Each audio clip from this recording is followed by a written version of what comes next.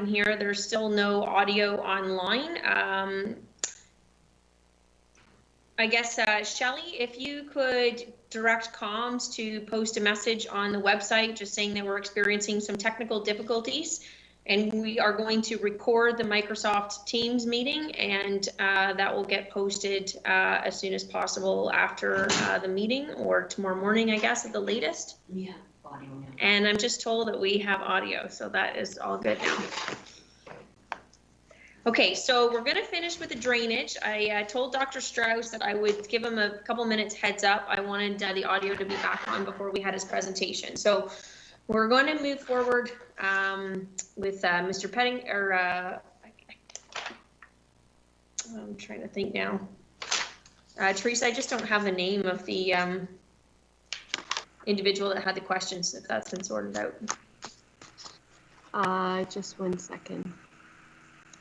Is that Mr. Pettinger himself? Hello? Hello there. Okay, we've got you. Okay. I couldn't hear hardly anything that Paul had to say. The audio was broken up completely. So is he gone now? If you have a specific question, we can get that question answered. Otherwise, what we'll do, if you have some questions and you want to speak with the engineer, we can arrange that afterwards. But we're going to try to keep moving along with the agenda here. Okay. It will be posted afterwards as well, the video. And so, again, if you watch the video and you have additional questions, you can send those in and we can try to get them answered for you. Okay. Okay, well,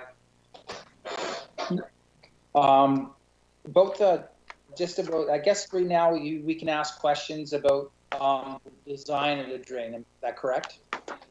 It's not actually something that's ever been in our procedural bylaw. It's just something that I had started when I was elected and calling people off the floor if they had questions to ask. So I guess that was what was communicated to you today. It was a little bit different being a Teams meeting, but yeah, if you have some questions related to the design specifically, any questions regarding the allocation of costs and so on is to be, there's a different process for that. Yeah. I've asked Paul to explain how he got to his different numbers for benefits per person. He just said his years of experience and he follows a certain method to get there. That's all I've got out of that. But as far as the design, I guess the construction access point, and I guess that stays as like a maintenance right of way for the future. Karen and I talked about it, and we would like it to go in the strip that's between the two properties. It's still on our property, but we have kind of like is my camera on? Nope. But council's shaking their head. It is. Yep, you're okay. Can you see me? Okay, there's a large strip that's 15 feet wide that goes from Gilbert Road along the property and into the back where the branch A would be. We would like that to be the construction or the maintenance access point, because we can't foresee any changes that we want to do in the future, like now, but later on if we want to do something, we're not allowed to, where that laneway is, that could affect us in the future for future projects or something that we might want to change on the farm. But up in between the properties there, it won't affect them. And if the county needs to come and look in the catch basin, we don't have to worry about our horses or animals in their paddocks, because they don't have to go through the paddocks to get to the catch basin there. Okay, is Mr. McIntyre still on the phone even at this point? Mayor Chop, yes, I am. Okay. And I can address Artie's question there about the access point. The access point that we put on the plans, and we've calculated allowance to Artie and his property based on that access point. And it is there for the construction of the drain. So in the future, if he's worried about access to the drain for future maintenance, if the driveway isn't there anymore and he can't access from that location, the drainage superintendent, Mr. Mays, is quite able and willing to discuss an access point with Mr. Pettinger in the future to actually access the drain and fix it and repair it. We can't guesstimate that at this point. So we based our access what's on there now, where the actual driveway is off the road, and that's how we set it up now. Okay, and in the diagrams, like from your initial, your draft, it shows the catch basin on the property line, but you said the catch basin and the berm is going to be on the Powell's property. Is that correct? The catch basin itself will be on the Powell property. The berm will be on your property. So the way we always arrange the catch basin and berm locations is that each property has a little bit of the pane. So the catch basin on the upstream side of any property line, not specifically yours and Mr. Powell's, but anytime we do this, lay out the catch basin on the upstream side, the berm on the downstream side. That shares the grief of having those things. Okay. Well, remember I talked about that being, and I asked you about not. I can't remember what your reason was, but I asked you for not putting a catch basin there and just hook onto his drainage. What was your reason? You said that you wouldn't design it that way. So we have to put an outlet on Mr. Powell's property for him to connect to, and that's what the catch basin is. So that's on his property. And the back of that catch basin will be located right along the property line. There's a fence that's right there too, so. Correct. So the fence will be right along the back of the catch basin. The catch basin itself will be on the upstream side on the Powell property. So, but his pipes are already going to be connected down inside the catch basin when it's there. So why? So to have the catch basin there for the future? The catch basin is there to catch surface water, as well as a point to connect those underground drainage pipes, Mr. Powell's pipes, as well as a spot for the drainage superintendent to check to make sure everything is still functioning. So it is primarily a surface water location. That's why there's a berm. So any surface water coming down through that location will be caught by the basin and the berm, directed into the drain, and then run across your property as an outlet. That's the intent.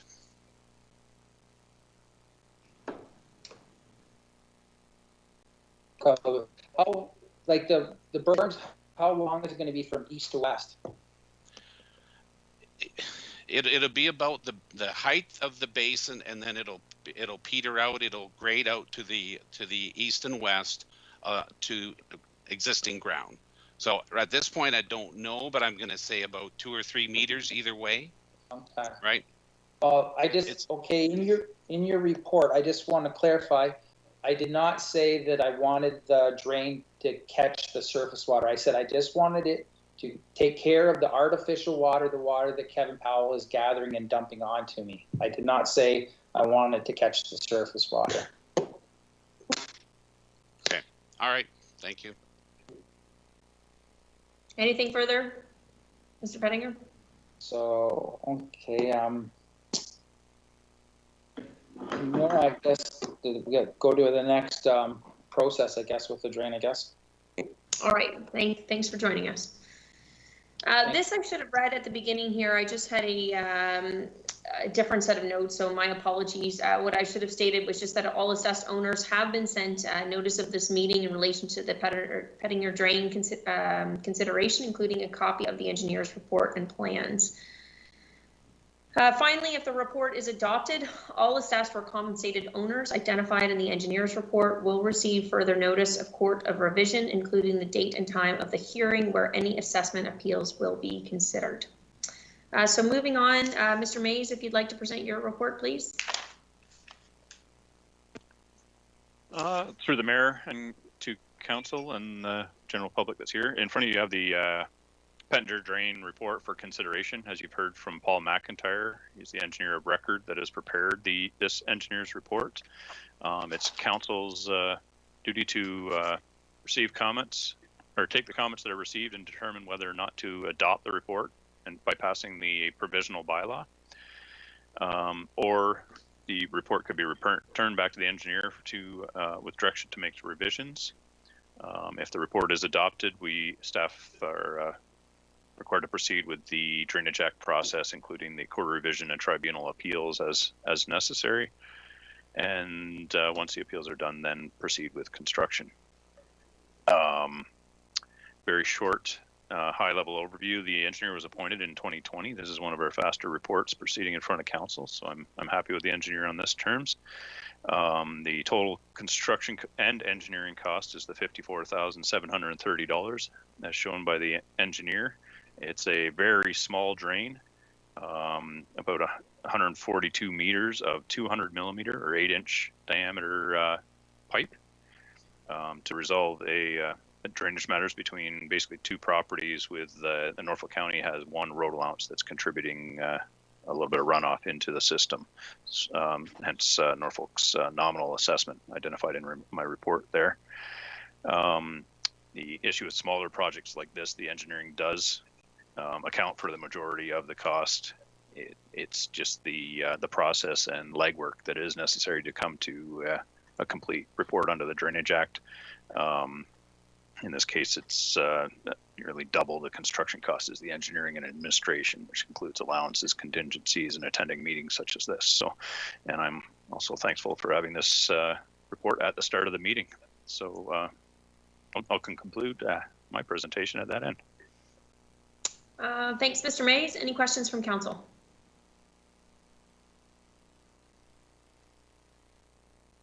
Okay, Councilor Van Passen, do you have a question?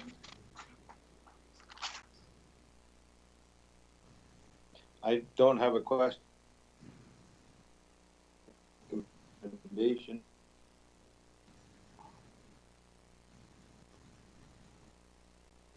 Sorry, Councilor Van Passen, I'm not getting it. None of that came through, and I know you're right here, even in the county building. You can try again. Okay, I turned my microphone off and on again, so Okay. I don't have any comments, but I would move the staff recommendation. Okay, just before that, are there any owners in attendance who own a property identified on the original petition who wish to add or remove their name from the Pettinger drain petition?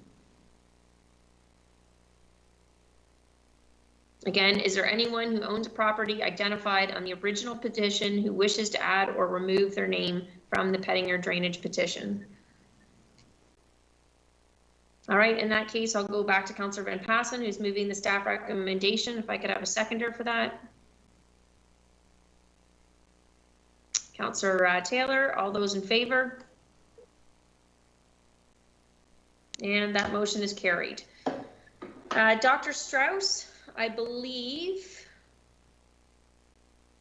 is he back on? I just told him I would give him a heads up, but I might not have given him enough time.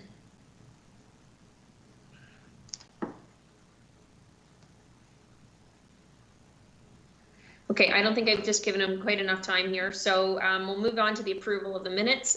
We have the following regular and special council minutes before us today. The regular council minutes from July 20th, 2021, open and closed, and the special council September 7th, 2021, open. Are there any errors or omissions? Okay, seeing none, if I could have a mover and a seconder to approve the minutes as presented. Councillor Huffman, seconded by Councillor Rabbits. All those in favor? That is carried. Thank you. Communications. We have 5 communication items today. Does any committee member wish to pull a communications item for further discussion?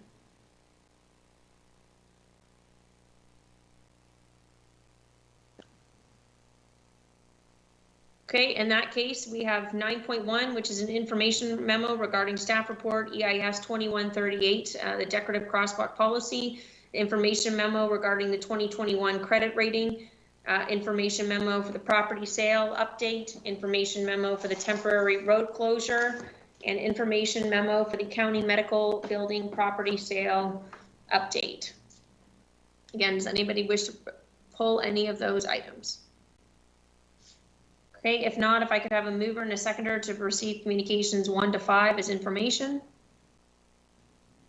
Councillor Taylor, seconded by Councillor Martin. All those in favor? And that is carried. Reports of committees. We have 2 reports of committees under this section of the agenda. Does council wish to pull any items from the reports of committees? Okay, we have 10.1, which is the Public Hearing Committee, September 7th, 2021, and 10.2, Council and Committee Minutes from September 14th, 2021, open and closed.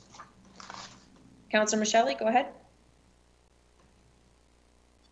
Thank you, Madam Mayor. Just a correction to the council and committee minutes on page 97 of our agenda regarding the report by our solicitor. It indicates that that our bylaw supervisor, Mr. Milson, also answered questions on that topic, and I do not believe that he did. I believe that portion should be in the previous item regarding the new property standards bylaw. So just a little housekeeping item there for the clerk. Thank you.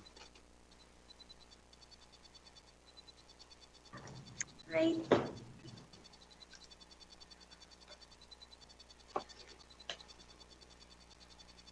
Okay, perfect. Thank you, Councillor Michelli. Councillor Columbus? Yes, Madam Mayor, I'm looking at the September 7th Public Hearing Committee minutes, and I just had a question to clarify. It's with respect to item 1A, the closure and conveyance of part of Douglas Street and, of course, Lynn Street. And at that time, at the public hearing, I questioned the fact that we're selling land for less than $3 a square foot, and the neighboring properties, which also are contaminated, were purchased for 10 times that amount of money. And I wonder if we're going to be getting a clarification from our appraisal party with respect to stating why our land's going so much less than what was paid for. I don't think you're getting a clarification. You requested that staff come back with an appraisal, and I know that Lydia and Shelley have been working on that per your request at the public hearing, and that will be. That's all. I just didn't want it forgotten because that'll come back when it's brought back with the report. That's great. Thank you very much. Anything further? Okay. Are there, and the only other thing I would add to that, Councillor Columbus, I think, we have had a policy as well for the value of land sales, and we've asked, I know council's come up a few times, so I think it's also a bigger project that's been discussed in the past, which is to update our policies that maybe haven't been updated regularly enough to reflect the changing land values. Thank you. So if there's no further errors or omissions, if I could have a mover to approve all sets of minutes as presented. Councillor Taylor, seconded by Councillor Rabbits. All those in favor? That is carried. Councillor Columbus, do you have another question or just didn't put your hand down yet? I didn't put my hand down. Sorry about that. Okay, I'm just trying to see if Dr. Strauss is with us yet, and looks like he is. So Dr. Strauss, welcome. If you are ready, I will turn the floor over to you, sir. Thank you, Mayor Chop. Can everyone hear me all right? Great. So through Mayor Chop, I'm delighted to have the opportunity to speak to council today. I'd like to start by commending you all. I think that you've assembled an amazing team of experts and professionals at the health unit. Ms. Van Dyke and the whole management team have been extraordinarily professional, helpful, and welcoming. I have already greatly benefited from expertise and information offered to me by Chief Page, the vaccine lead, and by Dr. Bishop Williams, the staff epidemiologist. I haven't met everyone who works here yet, but so far, the public health nurses, the public health inspectors, the health promoters, I've been amazed by their enthusiasm, their know-how, and I'm really excited to work here with them. So I think it speaks very well to your governance that you created the conditions for such a team to be assembled. So thank you. I understand the main reason I've been invited today is to introduce myself to council and the community. So here goes. I was born and raised in Kitchener area. My dad's family farmed in the smaller communities around Kitchener, and my mom came as a refugee in the 1960s. So you may imagine, based on that, that the issue of migrant health is near and dear to my heart. My introduction to Haldeman, Norfolk came as Boy Scout when my troop used to come to Turkey Point to camp. But it's been a while since then. I went on to do medical school at Western. I did 8 years of training there and 1 year at McGill. During my time at Western, I practiced in a lot of the smaller communities in southwestern Ontario, St. Thomas, Strathroy, Woodstock. After my training, I specialized in critical care medicine and internal medicine. I've been practicing in Kitchener and Guelph in the ICUs for the last 9 years. I would say, and I spoke during the hiring process with the subcommittee of the Board of Health, that as I matured in my practice as an intensivist, I became convinced that a lot of what we do in ICU, unfortunately, is to put Band-Aids on some gaping wounds that are caused by lack of public health in our communities in Ontario in general. So I'm sorry to report that over my years, about 10 to 15% of my life support practice has been looking after folks with suicide and overdose. And that's just one sort of lack of public health area where mental health supports are not what they should be. And those issues I'm sure are familiar to you, but I witnessed them for a long time and became passionate about them. Another thing that I became passionate about and a clarifying moment was in 2017, the British Medical Journal published a paper showing that folks who bicycle to work are 50% less likely to die in the next 5 years than folks who drive. Causation is not correlation. They corrected for everything they could correct for, but that's an amazing finding. And very few of the medicines that I use in my critical care practice achieve a 50% mortality reduction. So over the years, I've become interested and an advocate for active transport, the built environment, and motor vehicle collision prevention, let's say. And that only intensified about 3 years ago when my wife was hit by a car that careened onto the sidewalk while she was walking her dog. They're both fine now. So as I became more interested in these big picture issues, one of the places my interest took me was to journalism school at the University of Toronto's Monk School. I completed a program there, and I've been working as a freelance journalist since. When my wife started her medical residency at Queen's, I sought and obtained a teaching position at Queen's University, and I've been doing that over the last 3 years, part-time as well. Both those pursuits have been extremely meaningful to me. March 2020, all of our lives changed dramatically. My heart goes out to those who lost someone to COVID-19. My heart also goes out to those who lost someone to despair or substance use, canceled surgery or missed cancer screening, and all of the other ways our health has been impaired over the last year and a half. I have previously written about how in the spring of 2020, I admitted to my care 2 elderly women from congregate living facilities who came to the hospital literally starving to death. And I've written about that in detail elsewhere, but you can imagine it affected me a great deal. And I won't forget those sorts of inhumanities that I've borne witness to. I've been very busy treating COVID-19 patients in the ICU over the last year and a half. When I treat COVID-19 patients, as with all my patients, I always use the highest level of scientific evidence and evidence-based approaches. As an academic physician and as a journalist, I have at times felt the moral duty to criticize government policies that I thought were under-evidenced or were not as scientifically sound as they could be. In general, my public commentary has always made explicit reference to the scientific literature. Unfortunately, last week, I think that a few of my comments were misconstrued or frankly misreported. Several news organizations have since issued corrections. And I wrote to the Board of Health to indicate how those misconstruals were inaccurate. And I'm pleased that you took that document seriously. And I'm thankful for the confidence you expressed in me thereafter. I'm also thankful for the community members and my academic physician colleagues who wrote to you about this issue as well. And I hope that we view all of that as water under the bridge very soon. That said, I'd like to speak a bit about priorities for the health unit going forward. As you are no doubt aware, Haldeman Norfolk has rather a lower overall vaccination rate than some other health units in the province. I'm grateful to the staff epidemiologist, Dr. Bishop Williams, for bringing to mention that not early or in the adolescent populations that this health unit is lagging, but in fact in the vulnerable 40 to 60-year-old demographic. 8 days ago, in my work as an intensivist, I brought a man in his late 30s who was unvaccinated to the ICU with COVID-19, fighting for his life.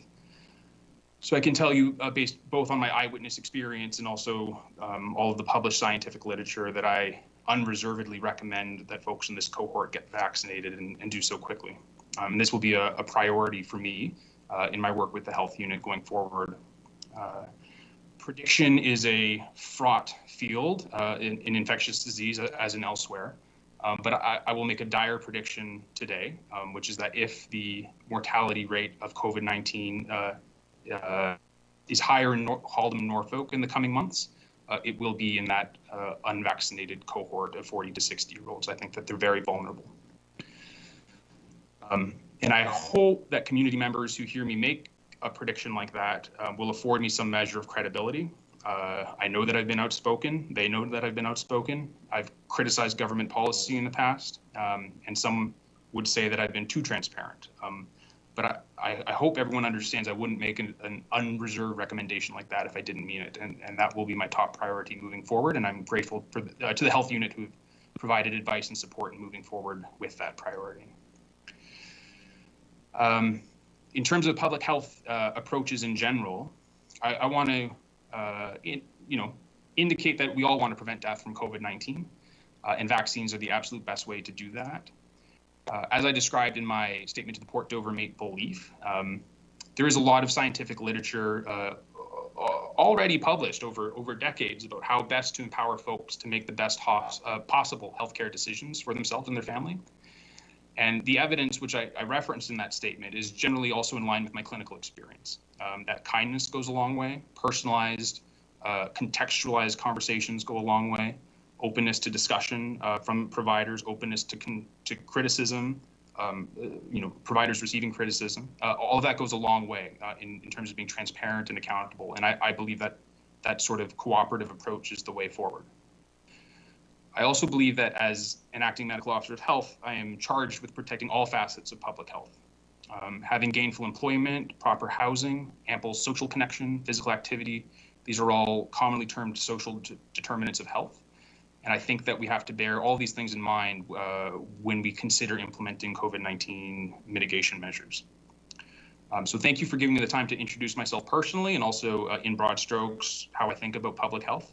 And I welcome any questions you may have.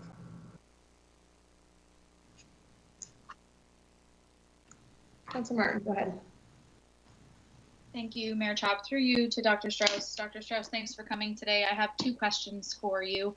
The first is, they're both kind of broad, but I want to give you an opportunity to speak to these. So due to the highly controversial nature of how you joined our team, I've had considerable feedback, and of course we've had feedback from both sides of the coin, but I've had considerable feedback from community members expressing concern, lack of trust, lack of confidence in the health unit at large. Negative attention, making them feel uncertain. COVID-19 is a fearful time. So what kind of comments can you make today, and how can you work towards helping all of us restore some of that confidence and that public trust in our health unit at large on a go-forward basis? Thank you for, through Mayor Chop to you, Councillor Martin, thank you for the question. I hope some of my comments today and my statement in the Port Dover Maple Leaf go some way to addressing those concerns. I think, in the letter that I wrote to the Board of Health, and maybe I'll reiterate it now, my life's work has been preventing people from dying. And I understand how some of these misconstruals caused some of those concerns to be raised, but I've been up so many nights, all nights over the last year and a half, and for the last 10 years, trying to keep people alive from COVID-19 and from other things. And I don't know what more I can say than to present my real life experience and my passion for preventing those sorts of hard, unwanted health outcomes. Okay, my second question, Dr.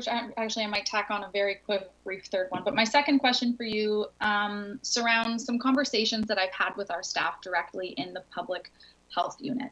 And I'm understanding, again, I'm not there, I'm not answering the phones on the front lines like you all are, but I'm understanding that there has been a little bit more of pushback already from some community members with run-of-the-mill things like contact tracing, which our staff has been doing for a year and a half. And allegedly, again, I'm not there, nor am I answering the phones, but allegedly community members are actually going so far to cite you. and that, you know, when you arrive, that you will correct these and we won't be doing this type of thing anymore. So in a similar to my first question, my specific question is, what can you do and what will you do to help support our public health nurses in that situation? Is there statements or comments that you can be making at large to the public today to, you know, stop that kind of narrative with our staff and support them in that way? Through Mayor Chop to you, Councillor Martin, thank you again for the question. I do think it is very unfortunate that some of my comments have been misconstrued and have caused a maybe portrait of myself to emerge where I'm anti-mask or anti-vaccine or any of these things, or anti-contact tracing for that matter. So I'm pretty careful in terms of what I've actually said, and I will reiterate it, that many of these contact tracing protocols, in fact, come from the Ministry of Health. It is not my position as a local acting medical officer of health to countermand those ministry decisions. I support the public health nurses in the work that they do. All of the work that I have witnessed them do in the week that I've been here has been appropriate and very professionally done. And I respect their professionalism and expertise. I absolutely do not think that I'm going to ride into Haldeman, Norfolk from a neighboring region and tell people how they ought to be doing their jobs. It's you know, when I spoke to the hiring committee when I came here, I said it was my explicit intention to approach all of this from a point of humility, and I think that I've done that so far. And hopefully, going forward, that portrayal of me and those comments will take hold in the public perception. Okay, thank you. Mayor Chop, my last question, very briefly. Dr. Strauss, what can we expect from your social media on a go-forward basis if you find yourself wanting to advocate for something that is directly related to the Haldeman Norfolk Health Unit? Through Mayor Chop to you again, Councillor Martin. Thank you for the question. As I discussed with the hiring committee, I think that an academic physician who enjoys academic freedom and a freelance journalist has, one might say, opportunity, but sometimes obligation to make provocative statements on contentious issues. I don't view that at all as the role of an acting medical officer of health.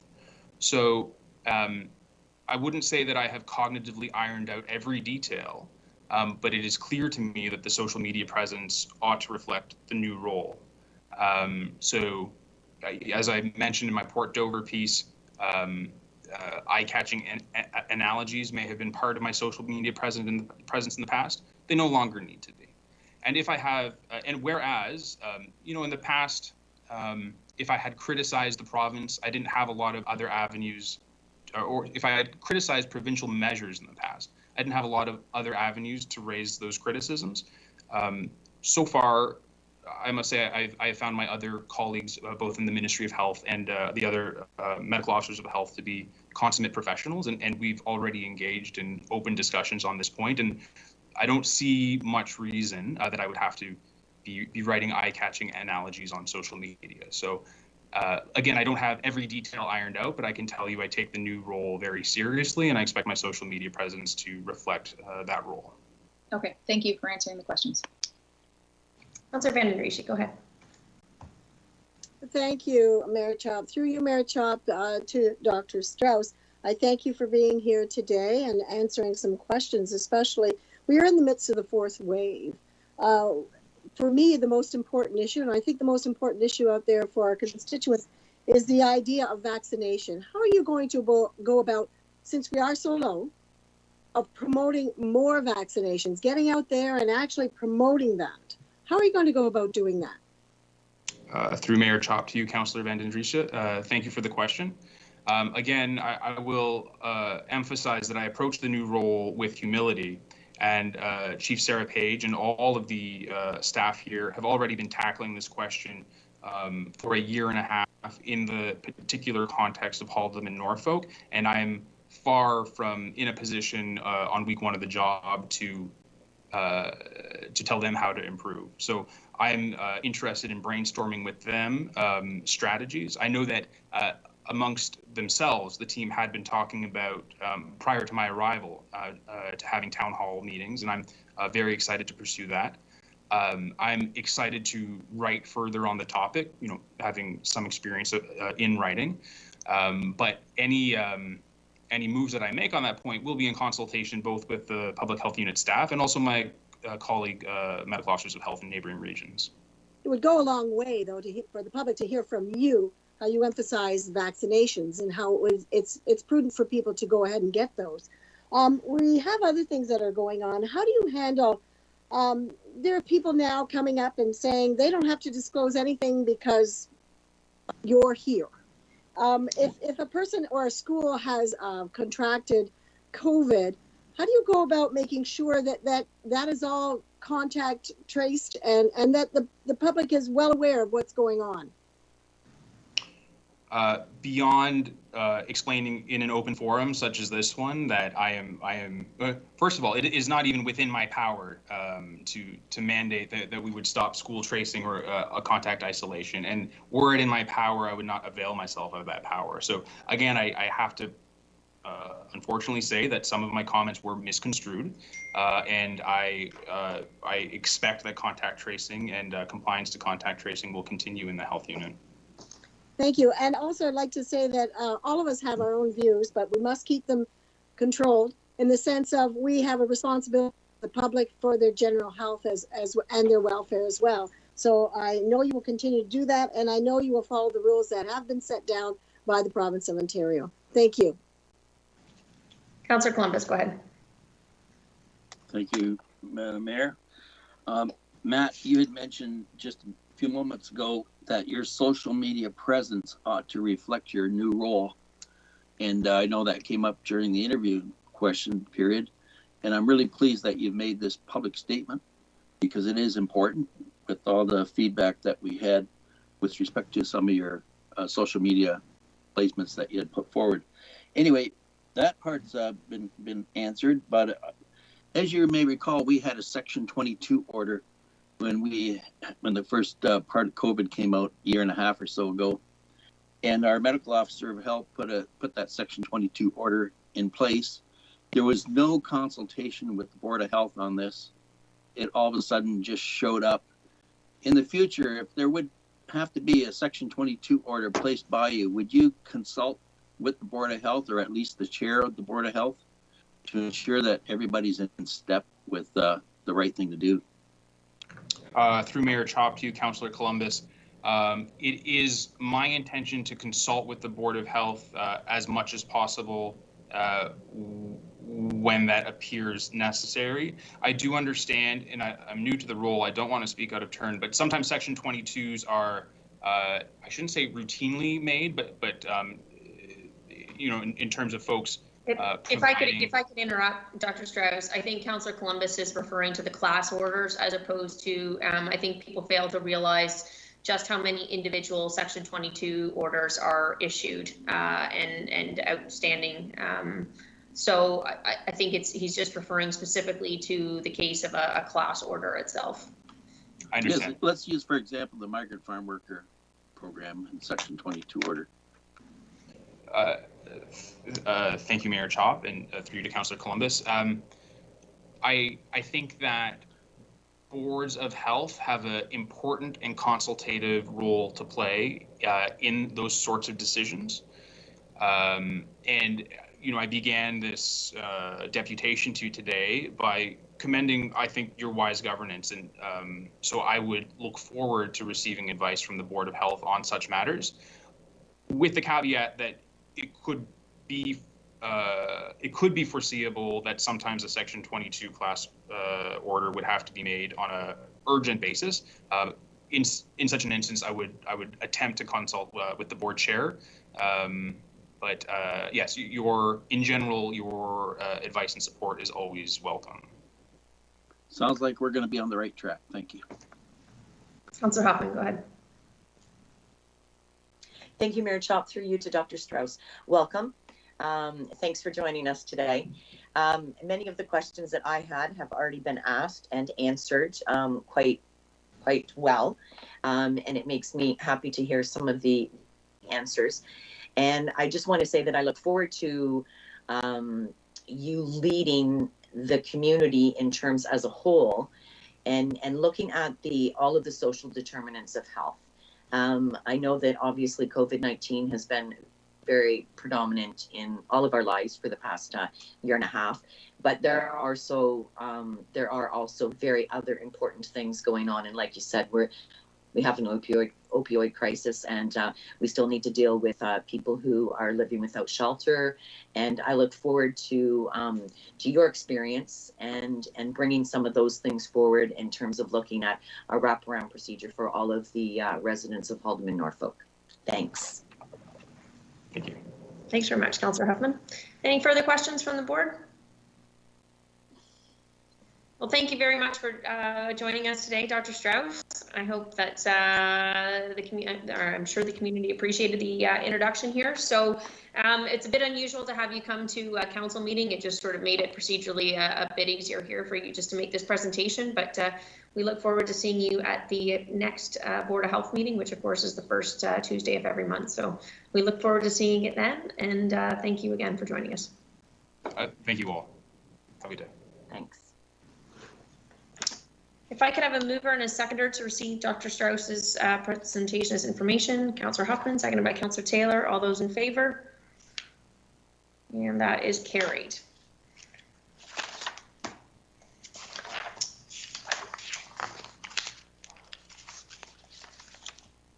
Next, I guess we're going to move right into staff reports. Staff report CD 2184, that's ZNPL 2020210, also known as 136 Mechanic Street.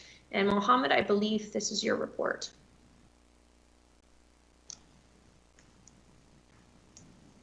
Good afternoon, Madam Mayor and the Council.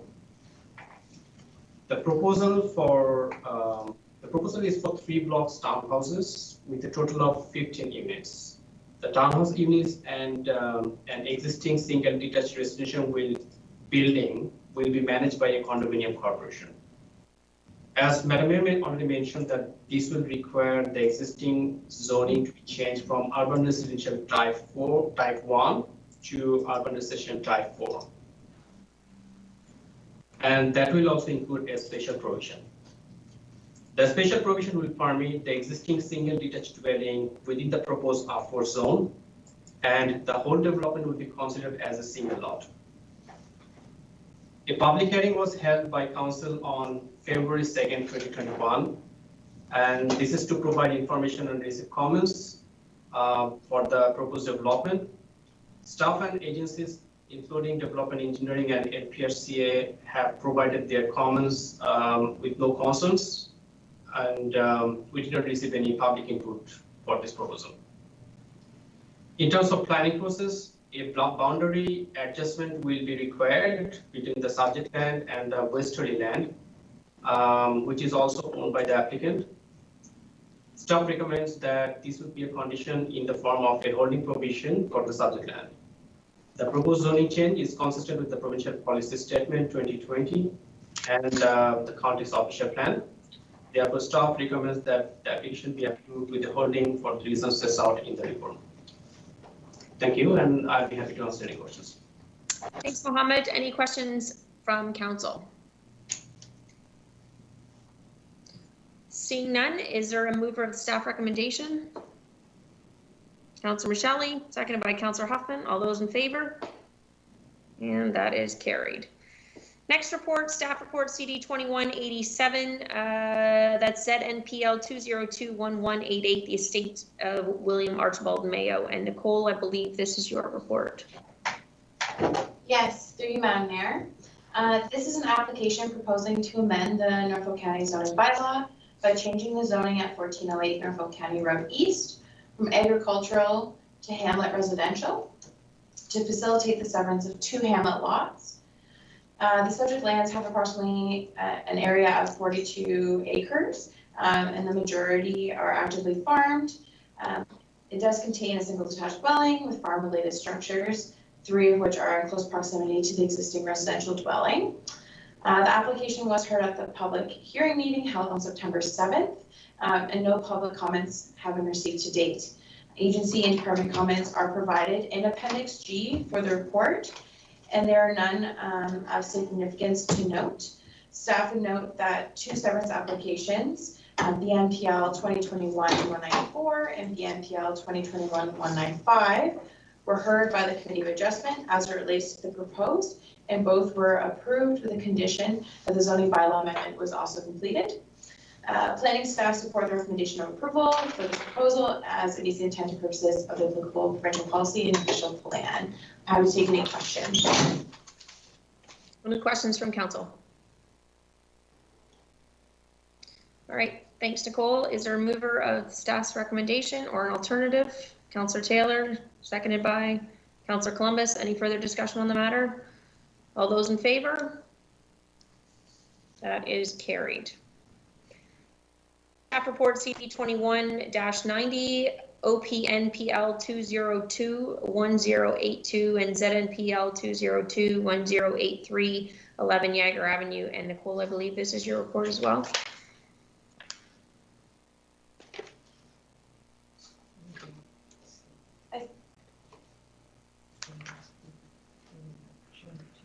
Through the mayor, I think there were a couple reports before that one. Oh, I'm sorry.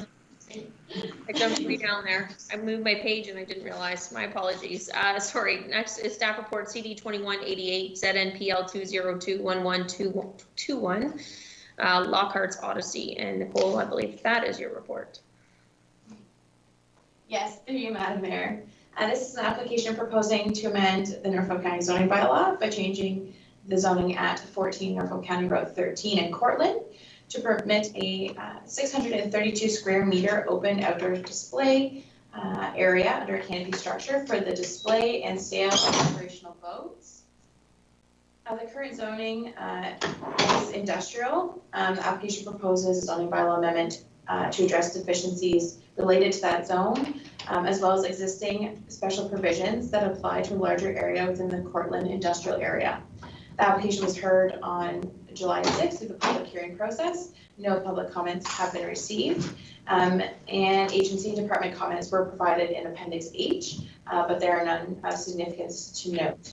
Planning staff support the recommendation of approval for this proposal as it meets the intended purposes of the policies set out in the provincial policy statement and the official plan. And again, I'm happy to take any questions. Thanks, Nicole. Questions from council? Somebody wish to move the staff recommendation? Councillor Martin, seconded by Councillor Taylor. Any further discussion? All those in favor? That is carried. Staff report CD2189, OPNPL 202-11103 and ZNPL 2021, and that's 104 Queensway West. Nicole, I think you're the workhorse tonight. Yes, it's me again, through you, Madam Mayor. As summarized, this is an application proposing to amend the zoning bylaw to change the zoning at 9 Queensway West and Simcoe to permit 2 additional commercial buildings. One would contain a restaurant and the other building would contain a restaurant and a commercial unit, with 3 units proposed in total. The lands are designated both commercial and hazard lands currently, and our zone serves commercial. The application proposes an official plan amendment to remove the hazard land designation, and the zoning bylaw amendment is proposed to amend the zone to add a site-specific special provision to address proposed deficiencies. The application was heard at the public hearing meeting, again on July 6th. No public comments have been received for this application. Agency and department comments are provided in Appendix H. Again, none of significance to note, and there are no outstanding technical issues to be addressed at the OPA ZBA stage, as the site plan is also linked to this application. Planning staff support the recommendation of approval for this proposal as it meets the policies. I'm happy to answer any questions. Questions from council. Councillor Martin, go ahead. Through you, Mayor Chop, to Nicole, just confirming that in site plan control there will be an in-depth conversation about traffic. That was pretty well the major concern from council members when we discussed it earlier. It's difficult enough, but that will be. Through the mayor, yes. So through the site plan process, an additional component that was required through that was a traffic impact study. So that is actively being reviewed by staff, and that will be a major component of the evaluation and that completion of that process. Okay, thank you very much. That's my only question. Councillor Van der Rishi, go ahead. Yes, thank you. Through you. Just a quick update. If a land is designated hazard land, what is the criteria to say it becomes undesignated hazard land? Yeah, through the mayor. So in this case, it was reviewed through Long Point Region Conservation Authority as well as through internal staff. In this case, the mapping has been updated to reflect the current flooding and hazards. Unfortunately, our OP just hasn't caught up to that, our OP policies. So this application wanted to move ahead in advance of those changes. So an OPA was required to complete those. But it just basically would have to match the mapping. And in this case, there was a bit of a discrepancy. Okay, so it does and can happen in other areas as well to remove designation of hazard land. Through the chair, if I can just add up, because you might not have been here. So the Long Point Conservation Authority updated their mapping, and council did adopt that mapping. We haven't updated our internal documents, including the official plan at this time. So the proposal is for development in an area that is now outside of the hazard land with the updated mapping. So they've gone forward with their own official plan amendment in order to enable the development. Okay, but my point is that if a review is done in other particular lands, it can be a removal of the designation of hazard lands if gone through Long Point Conservation Authority. If the new floodplain mapping reflects that. Okay, well, we're not always sure about that. Okay, thank you. Further questions from council? Councilor Martin, go ahead. Through you, Mayor Chop, to Nicole, actually building on my first question about planning, this is probably a bit of a dumb question, but the developer, whatever traffic findings come from that, is that fully borne by the developer? Like, I'm specifically thinking about when you try and exit the parking lot on Queens Way West, but technically looking at the map here, like Riverside Road and coming out to Norfolk Street North is equally as atrocious. If there's additional traffic in there, traffic calming measures or that assist with the flow of traffic could be put in anywhere within that vicinity. Is that accurate? Through the mayor, so the closest egress to the development, does it? I guess is what I'm asking. So typically through the process of site planning would apply to the property privately owned. But if upgrades were required, that would be a part of the discussion. And if requirements were required through that traffic impact study, those costs would be borne through that application by the applicant. So, okay, so I guess just to clarify, if that traffic study recommended that there should be a street light at Norfolk Street North and Riverside Road, because you're not necessarily probably going to put a street light on Queensway West, that would be a suitable finding, despite the fact that it's almost a block away from the development. Yeah. Such a large parking lot, right, that takes up that whole corner, so.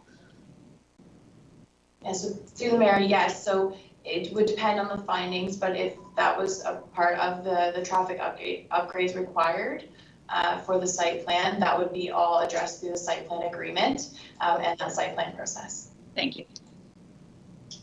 Further questions from council? Mover and a seconder for staff's recommendation. Councillor Rabbit, seconded by Councillor Columbus. Any more discussion? All those in favor? That is carried. Thank you. Next, staff report CD 2190, OPN PL 2021082 and ZNPL 2021083, 11 Niagara Avenue. Cole, go ahead. Through you, Madam Mayor, as summarized, this application proposes an official plan amendment and a zoning bylaw amendment to rezone the subject lands from urban residential type 4 to urban residential type 2 to facilitate the creation of 5 lots by way of severance instead of through a planned subdivision. as an infill development. The application was heard at the public hearing meeting held on July 6th, and no public comments have been received. Agency and department comments are again provided in Appendix H, but there's nothing of significance to note. There are no outstanding technical issues as defined through that process that need to be addressed through the OPA or ZPA stage. Planning staff support the recommendation of approval for this proposal as it meets the intended purposes of the applicable policies, and I'm happy to take any questions. Questions for Nicole from council?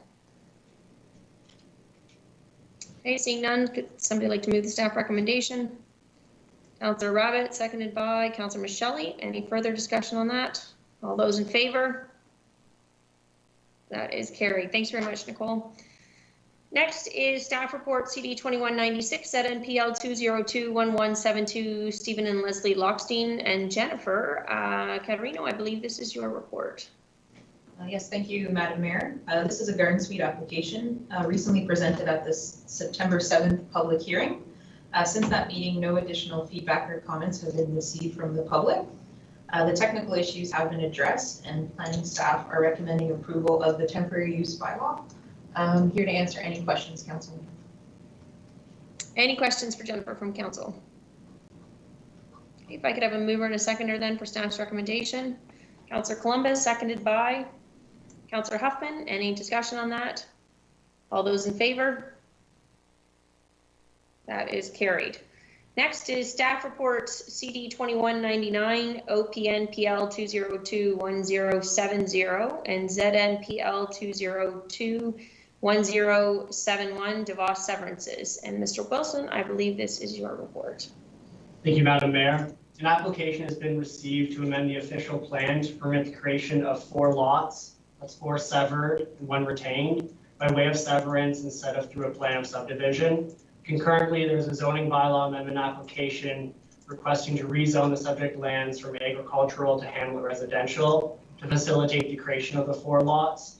In addition of a special provision to permit a reduction of minimum lot size.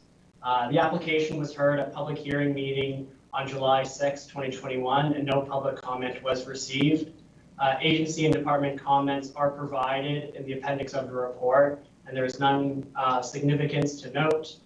Technical issues have been addressed through correspondence with the applicant and agent, and staff are recommending the application be approved. That concludes my presentation. Thank you. Thanks very much. Questions from council? Councillor Vanden Rishi, go ahead. Thank you, Mayor Chop, through you. I see it's reduced lot sizes. You'd have to refresh my memory. Lot sizes in rural area designated usually an acre. It's for the septic system. Am I correct in saying that? Mayor, to councillor, this is correct. It's 1 acre or 1.4 hectares, which is 4,000 square meters. And that minimum is required to ensure suitable septic and servicing, on-site servicing is available. Through the application, the applicant did provide a geotechnical analysis, which did review the capabilities of on-site septic, and it was found through the report that each site could accommodate individual on-site septic with the reduction in lot areas. And the reduction of lot areas is reduced down to 36, 39 square meters? Is that what I'm reading? To permit it to... Through you, Madam Mayor, to councillor, this is correct. Okay, okay. And you feel that is sufficient? Through you, Madam Mayor, to councillor, through my professional review of this application and within the context of La Salette, it is my professional opinion that this is suitable for lot creation within the hamlet residential zone and within the hamlet of La Salette. Okay, thank you. I'm just curious if it sets a precedent for future. Thank you. I get the impression, Mr. Wilson, perhaps you can clarify that you talked about the geotechnical report, which would obviously, in terms of setting precedent, the geotechnical report would be different for each location that would come forward with an application. Okay, thank you. Through you, Madam Mayor, if I can, precisely, and we also look within the context of the neighborhood as well.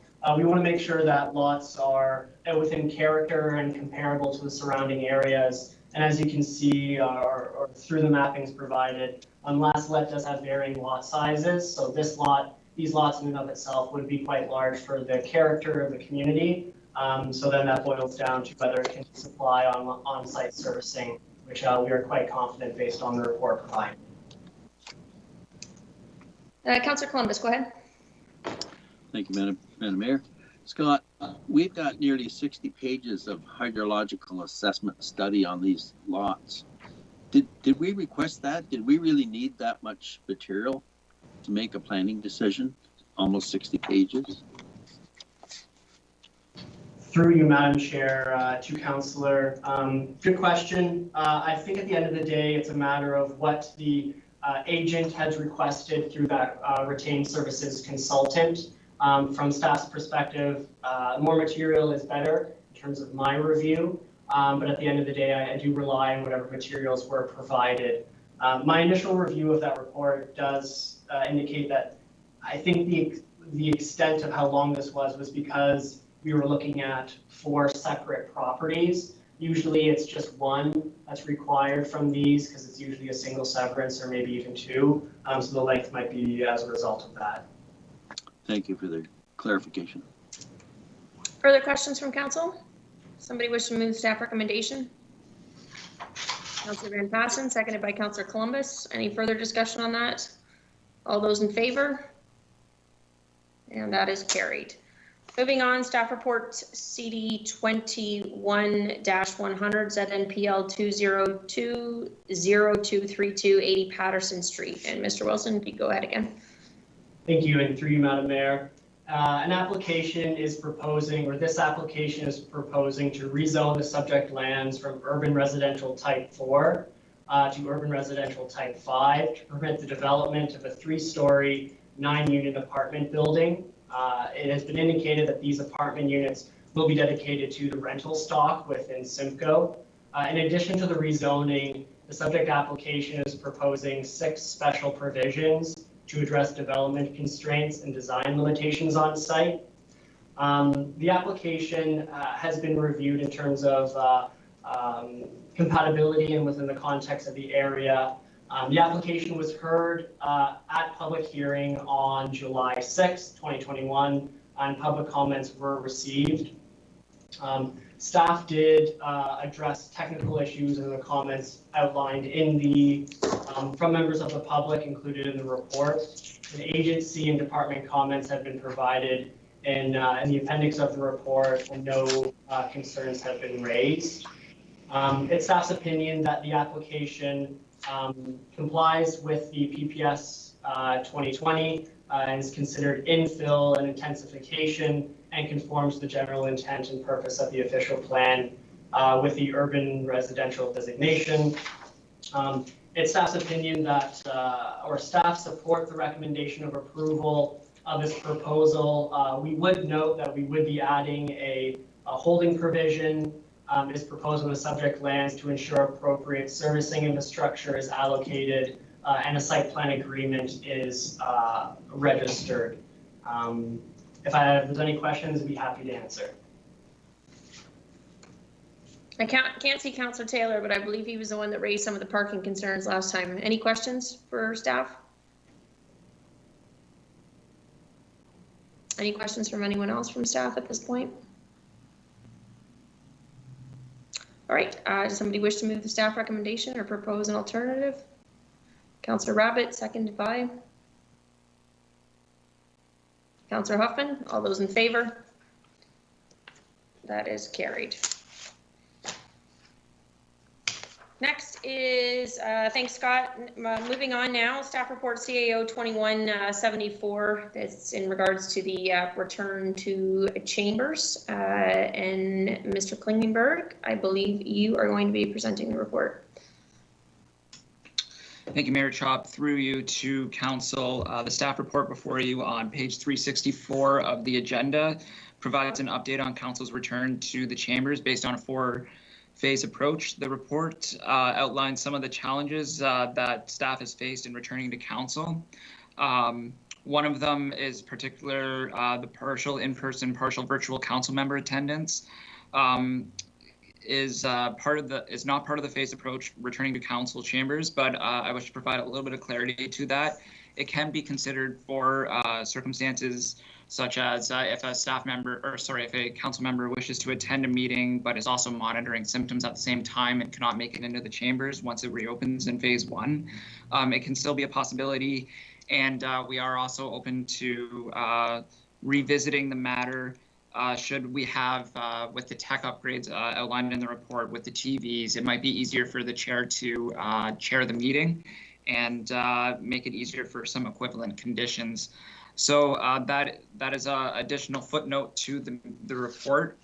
At the earliest possible date for return to the council, based on consultations with IT, operations, facilities, finance, health and social services, comms, senior leadership, and emergency operations committee, we believe that the chambers is most likely to open for November, possibly late October, but it is dependent on equipment and installation availability, as well as the progress of getting out of this pandemic. I am happy to respond to any questions council may have. Thank you. Questions for Kevin? Councilor Van Rishi, go ahead. Thank you. Through you, Mayor Chop. No one would like it better than to me to get into chambers. And you're talking about late October.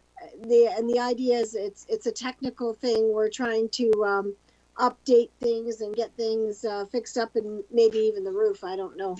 But at the end of the day, it's incumbent that we get back there as soon as possible. I know you're all trying your best to make sure that we can.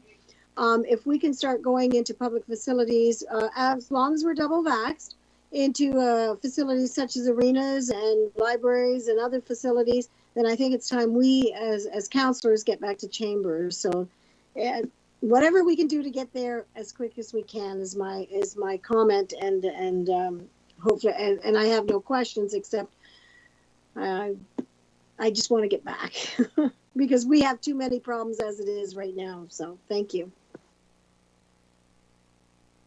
Further questions? Councilor Martin, go ahead.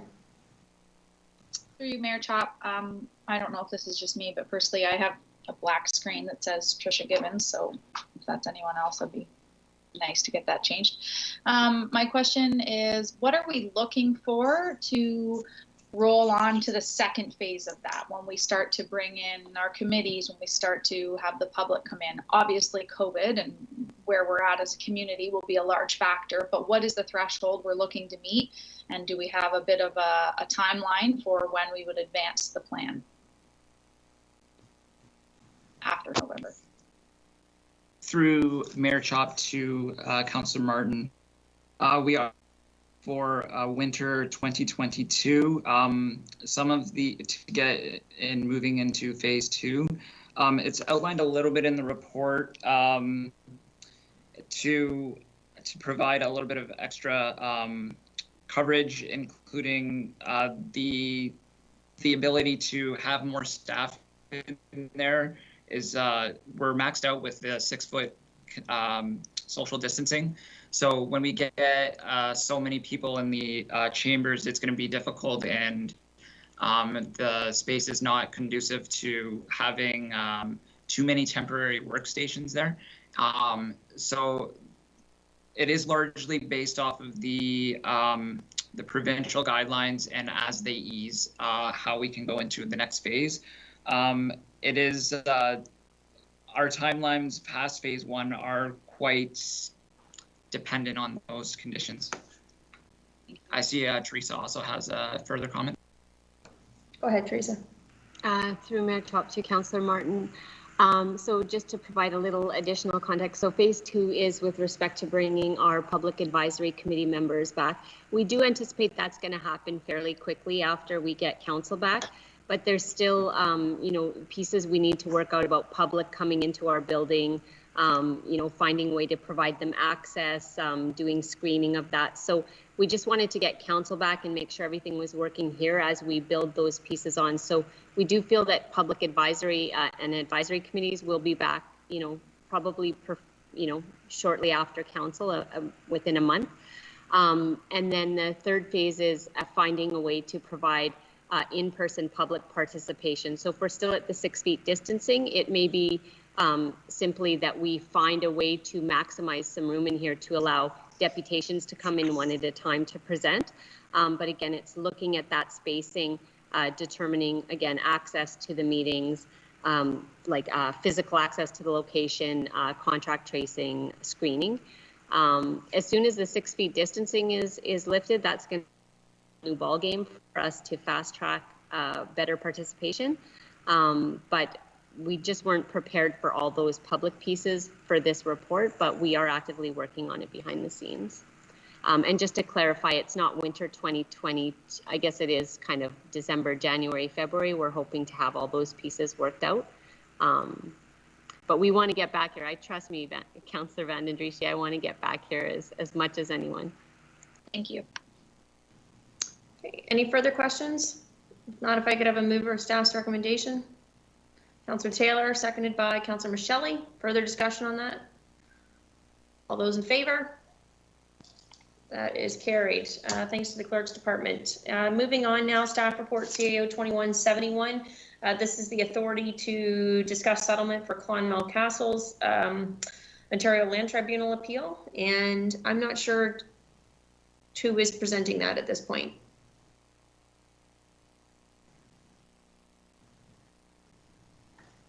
Let me see. Brandon, Through the mayor, I know that Ms. Budis isn't available right now, so perhaps since I have familiarity, I could briefly introduce the item. So I think CAO 2175 about this relates to the Klonmel site in Port Dover, and council would have some familiarity with the process for this.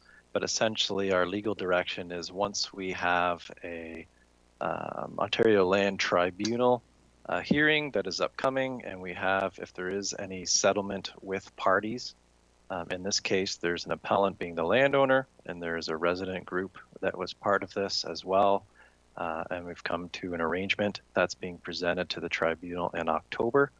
And I believe Ms. Budis is looking for just the direction that in October, if there's anyone that's interested in this, for transparency's sake, that we would make the minutes of settlement available to those that are looking for that. Thanks, Brandon. Questions for Brandon from council? Not seeing any. Somebody wish to move the staff recommendation? Councillor Martin, seconded by Councillor Taylor. Any further discussion? All those in favor? That is carried. So that is it for staff reports. Just moving on to bylaws now. We've got bylaw 2021-123 is related to the drainage matters and will be voted on separately as it requires the first and second reading today only. Do we have any council member that wishes to speak to any of the bylaws before us for approval? Okay, seeing none, if I could have a mover to approve the following bylaws. Bylaw 2021-113 with the amendment to replace the word officials with inspectors, and bylaws 2021-113 to 2021-121 inclusive.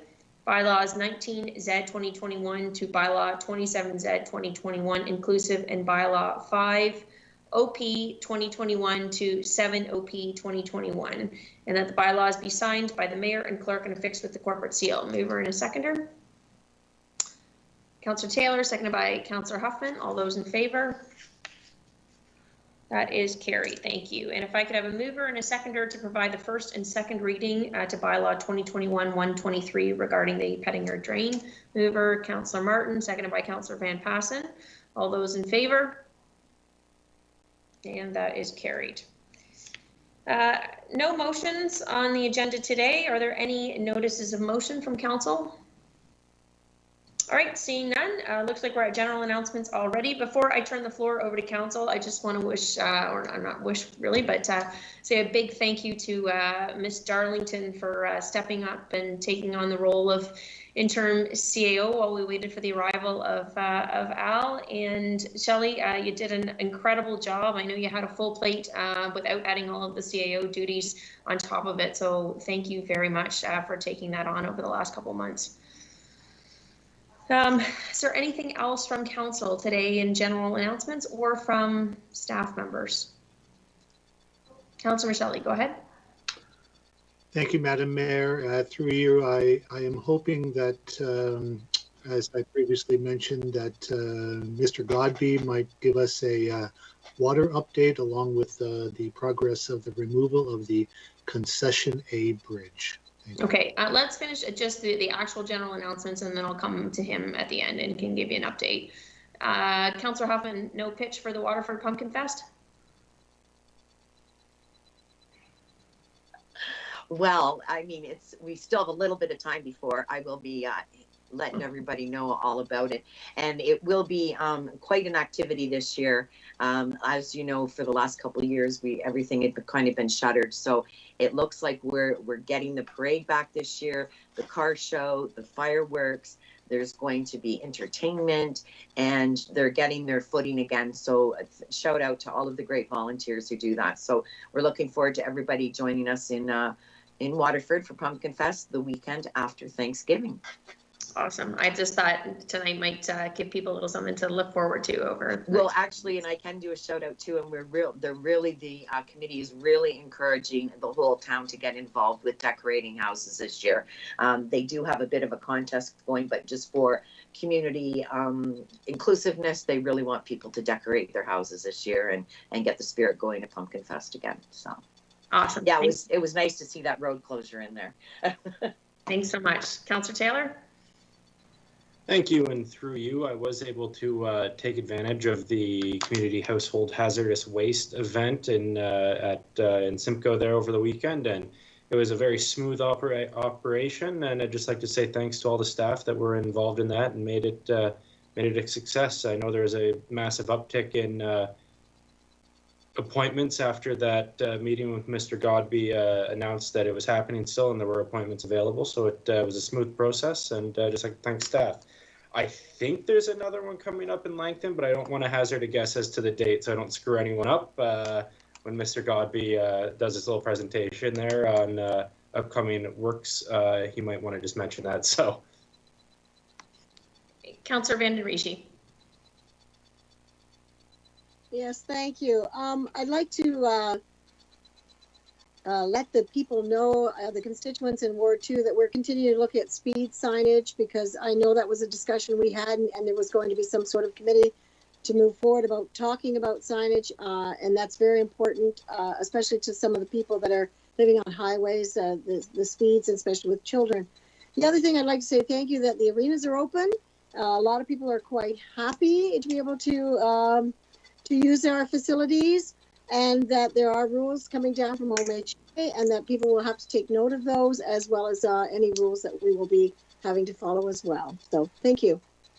Thank you, Councillor Van den Riche. Further from council.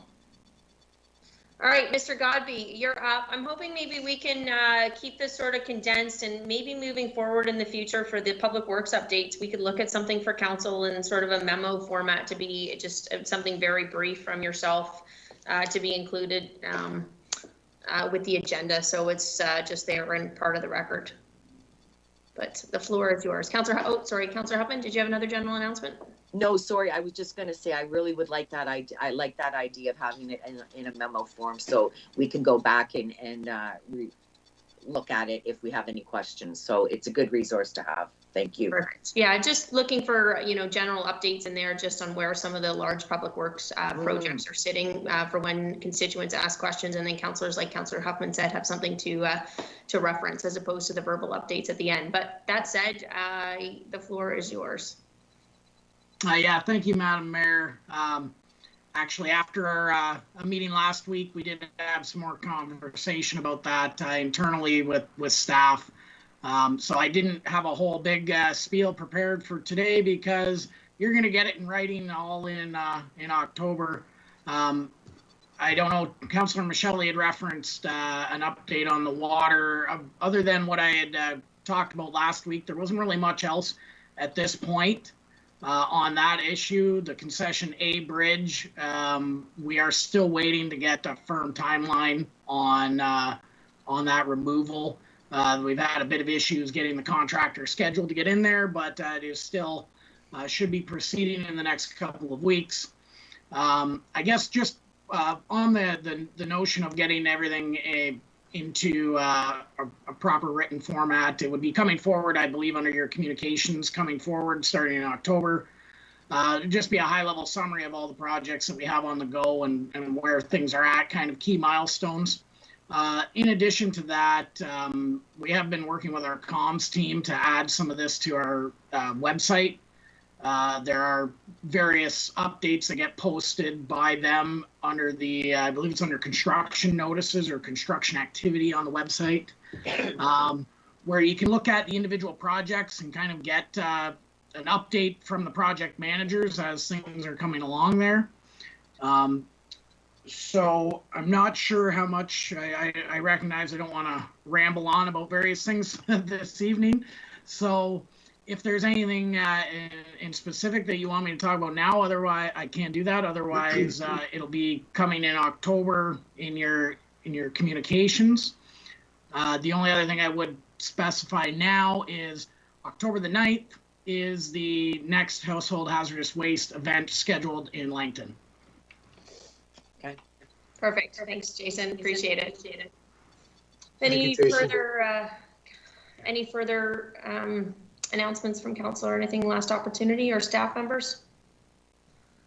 All right, seeing none then, there's no closed session items today. I just need a motion to pass confirming bylaw, which is 2021-122, being a bylaw to confirm the proceedings of the Council of Norfolk County at this regular council meeting held on the 21st day of September 2021, be approved, signed by the mayor and clerk, and affixed with the corporate seal. I got a mover and a seconder. Councillor Michelle, seconded by Councillor Van Passen. All those in favor? And that is carried. And Al, I don't want you to get used to this because this has happened, I don't know, 3 times maybe in our term of council. But with that, I just need a mover and a seconder to adjourn at 4:51 p.m. Councillor Huffman, thank you. And seconded by Councillor Columbus. All those in favor? And that is carried. Thanks, everyone. Have a great night. Meeting is adjourned. Take care, everyone. Take care, everyone. Thank you all. Good night. Good night, everyone.